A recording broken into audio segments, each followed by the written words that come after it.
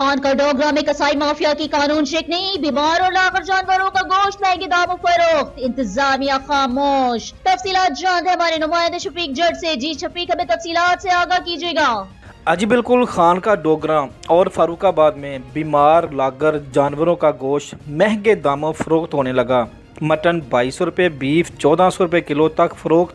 انتظامیہ کی مکمل خاموشی، شہریوں کا ویٹرنری ڈاکٹر اور انتظامیہ کے خلاف احتجاج۔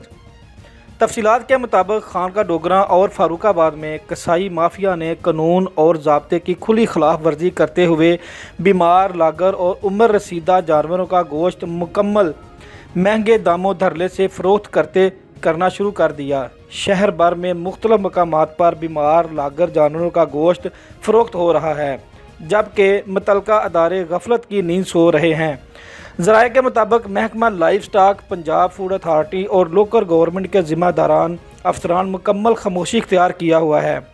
یہ کسائی مافیا مین بازار روڈ، مین لاہور سرگودا روڈ، فاروق آباد، خان کا ڈوگرا، تھانہ بازار چوک و دیگر مقامات پر گوشت فروخت ہو رہا ہے۔